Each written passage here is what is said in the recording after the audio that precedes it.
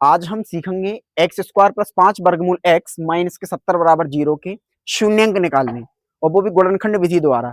तो सबसे पहले हम इस 70 के फैक्टर करते हैं। तो 70 के हम फैक्टर करके आपको दिखाते हैं। लास्ट में 0 है तो ये संख्या 2 से डिवाइड होगी, 2 से विभाजित होगी। जब हम इसे 2 से काटेंगे तो 2 तिया 6 बचा 1 और 2 पंजे 10। जिस संख्या के पीछे 5 हो, 5 हो, तो वो संख्या 5 से कटती है। तो जब हम इस संख्या को 5 से काटेंगे तो 5 सत्ते 35 और 7 एकम 7। फैक्टर हमने ये कर ली। फिर हमने जब फैक्टर करे तो हमने सबसे पहले हमें ये देखना है कि अचर पद वाली जो हमारे पास संख्या है उस संख्या का चिन्ह ऋणात्मक है या धनात्मक है। अगर चिन्ह ऋणात्मक है तो संख्या हमें घटाकर लेके आनी है, और संख्या घटाकर हमें लानी कितनी है, तो चर का गुणांक लेके आना होता है हमेशा हमें। तो हमें अब चर का गुणांक लाना कितना है घटाकर दोस्त, तो 5 वर्गमूल के 5 लेकर आना है। तो सबसे पहले 70 के लिए हमने ब्रेक किया 2 गुणा 5 गुणा 7। अब सबसे पहले हम ये देखते हैं कि चर का गुणांक हमें लाना कितना है घटाकर। तो हमें लेके आना है दोस्त 5 वर्गमूल 5। तो अब इसी 5 के लिए हमें रूट में बदलना है। तो ये नियम होता है 2 गुणा 7 गुणा, इस 5 को अगर आप 2 बार गुणा में रूट लगा के लिख दोगे तो संख्या 5 ही रहती है हमेशा, क्योंकि इसका मतलब ये होता है, रूट का मतलब आधी घात। जब आधी घात गुणा में जोड़ी जाती है तो घात 1 बन जाती है, और 5 पावर 1 का मतलब क्या आ जाता है, 5 आ जाता है।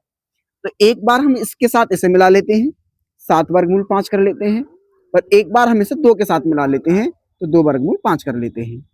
यदि हम 7 वर्गमूल 5 में से अगर 2 वर्गमूल 5 घटा देते हैं तो बचता है हमारे पास 5 वर्गमूल 5। तो देखते हैं दोस्त सवाल में, एक्स स्क्वायर प्लस जो हमने फैक्टर करें, फैक्टर क्या क्या किए हमने, 7 वर्गमूल 5x माइनस 2 वर्गमूल 5x माइनस के 70 बराबर 0। अगर ब्रैकेट से पहले प्लस का निशान लगा हुआ है, प्लस का चिन्ह लगा हुआ है, तो अंदर का कोई भी चिन्ह परिवर्तन नहीं होगा।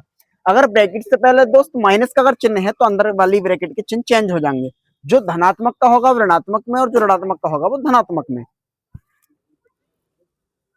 एक्स स्क्वायर प्लस 7 वर्गमूल 5x माइनस 2 वर्गमूल 5x माइनस 70 बराबर 0। तब एक्स स्क्वायर प्लस 7 वर्गमूल 5x माइनस 2 वर्गमूल 5x, 70 के हम फैक्टर कर सकते हैं, वही 14 पंजे 70। तो 14 और 5 को भी हम लिख सकते हैं रूट 5 गुणा रूट 5 बराबर 0। अब हम दो दो के पेयर बनाते हैं, एक पेयर यहां तक बन जाएगा और एक पेयर दोस्त यहां तक बन जाएगा। कॉमन देखते हैं दोस्त एक्ससीएफ, तो एचसीएफ क्या है एक्स, तो एक्स प्लस 7 वर्गमूल 5। यहां से एचसीएफ देखा जाएगा, सबसे पहले माइनस कॉमन है, फिर संख्याओं में 2 कॉमन है, और रूट के अंदर अगर हम देखते हैं तो रूट के अंदर 5 कॉमन है।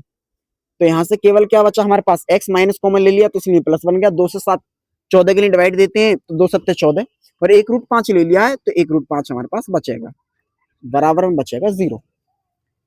एक ब्रैकेट यहां से लिख ली जाती है, एक ब्रैकेट यहां से लिख ली जाती है।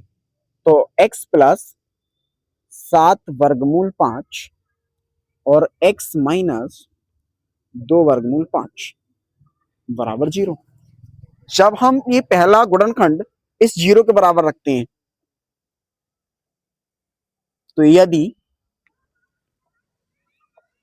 x प्लस 7 वर्गमूल 5 बराबर 0 के होता है तो x का मान आता है हमारे पास माइनस 7 वर्गमूल 5। और जब हम दूसरी ब्रैकेट 0 के बराबर रखते हैं तो उसे हम कहते हैं और यदि। तो जब हम दूसरी ब्रैकेट 0 के बराबर रखेंगे तब आ जाएगा x माइनस 2 वर्गमूल 5 बराबर 0, और ये माइनस की संख्या अगर इधर जाती है तो संख्या आ जाएगी प्लस की, तो 2 वर्गमूल 5। तो इस सवाल के जो हमें शून्य निकालने के लिए दिए गए थे तो वो क्या आए हैं दोस्त, x माइनस 7 वर्गमूल 5 और x बराबर 2 वर्गमूल 5।